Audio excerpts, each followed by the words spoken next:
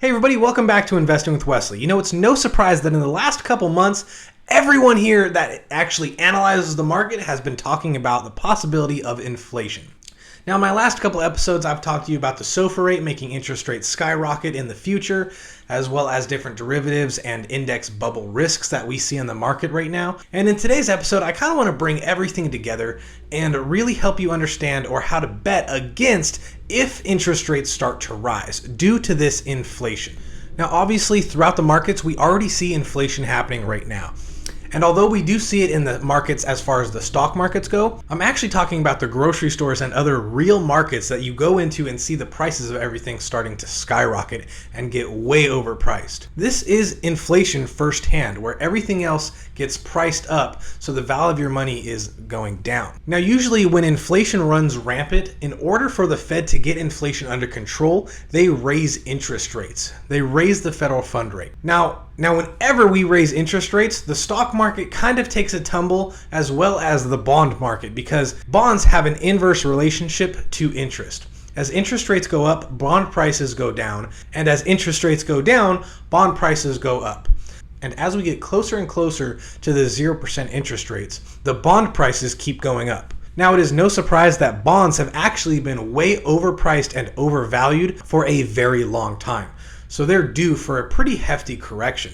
But is it going to be when the Feds inevitably raise interest rates, or will it not be? But to put it all together in this video, we're going to be talking about what investments you could possibly take in order to profit from the Fed raising interest rates to combat inflation. Let's get into it. Now, obviously, I have no idea what style of investor you are. I don't know if you are aggressive, if you're moderate, conservative. I don't know what kind of investment strategy you like to use. So in these examples, I'm going to give you a broad range of different risk profiles, just so you can kind of get an understanding on where to start doing your own research that fits into whatever kind of risk tolerance you have. So in the conservative side of things, in order to battle inflation, your best bet is to probably invest in commodities. These are things like gold, crude oil, agriculture, silver, those sorts of things. Commodities do best conservatively in an inflationary environment because, as you've already noticed by going to the store, prices around everything keep going up.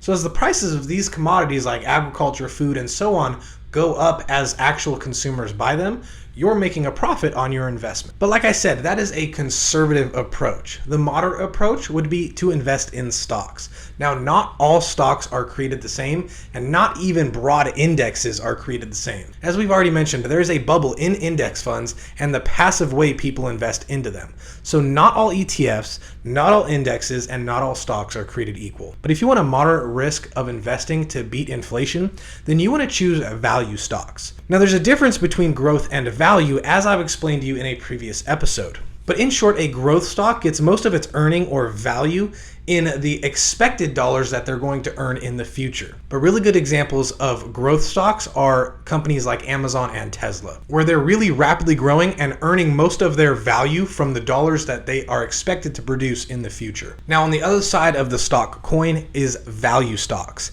Now, value stocks are already large, established, blue chip companies that have been around for a while and are already profitable. These are companies that often pay a dividend and don't have as much growth in their stock price as growth stocks do, but that is typically because they give some of their profits away in the form of a dividend. When you think of value stocks, you think of Coca-Cola, Berkshire Hathaway, Johnson & Johnson, Home Depot, and even AT&T or Verizon. All of these are very large established businesses that pay a dividend and will typically do better in inflationary environments because when the Fed raises interest rates, it becomes more expensive for people and businesses to borrow money.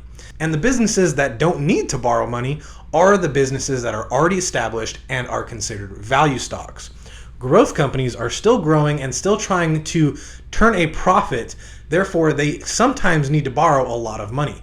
And if it's expensive to borrow that kind of money, they will do bad when interest rates go up. So for the moderate risk investor out there, value stocks are probably a good way to go to capitalize on this inflationary environment that we're experiencing.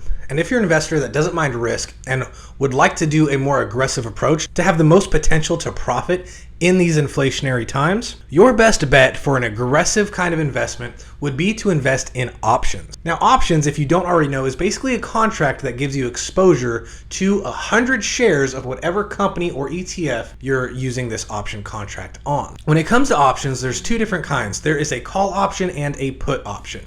A call option is basically you betting that whatever it is you're investing in is going to go up, whereas a put option is you betting that it is going to go down. Now, there's a lot more nuance and things you need to know if you're going to invest in options, and for that I will make a separate video. But basically all you need to know is that a call option is you betting that the market or whatever stock or company you're investing in will go up, and that a put option, it will go down. Now, in order to aggressively profit from these inflationary times, you would want to structure your options accordingly with how you think the market is going to react. So if you think all growth stocks are going to go down, then you would do put options for the growth stocks that you are investing in. If you think value stocks will go up, you would do call options for those stocks. Now, personally, I think doing options on individual companies is a little bit too risky. That's like hyper aggressive level. But what I would recommend for just regular aggressive is to do a put option on the index of the 20-year Treasury bond. This ETF has the ticker symbol TLT, and this ETF's job is to index or mirror whatever the 20-year Treasury bond index does. So if we're under the assumption that bond prices are going to fall because interest rates are going to rise, then you would do a put option on this ETF. So you would bet over 100 shares of this ETF that the price of the ETF would fall because the price of bonds are falling. In a sense, this is taking the ETF index bubble and making it work for you. You know that bubble is growing and you know it will eventually pop. So even though you're risking a little bit more than the moderate or conservative investor, you're making the bubble work for you. Now, it's important to know that no matter which option you choose, whether it's aggressive or conservative, there is risk to investing, period. And there's a risk that all of these analysts, including myself, are wrong and that we are not experiencing inflation, but just pent-up demand since we were in lockdown for over a year. There are many sides to investing, and obviously nothing is guaranteed. So I encourage you to do your own research, listen to other people, hire an actual financial advisor and that will have your best interest at heart in recommending just how you can make the most amount of money and most bang for your buck. I hope you got value from this video. If you did, please remember to like and subscribe because it really helps this channel grow. I also have a dedicated Facebook and Instagram account, so if you ever had a question, comment, or wanted something addressed, feel free to add me and message me there because I check there every day, and it'd be a lot easier to catch your comments or questions over there than down here in the comment section. Either way, though, the choice is yours, and I'll see you in the next episode.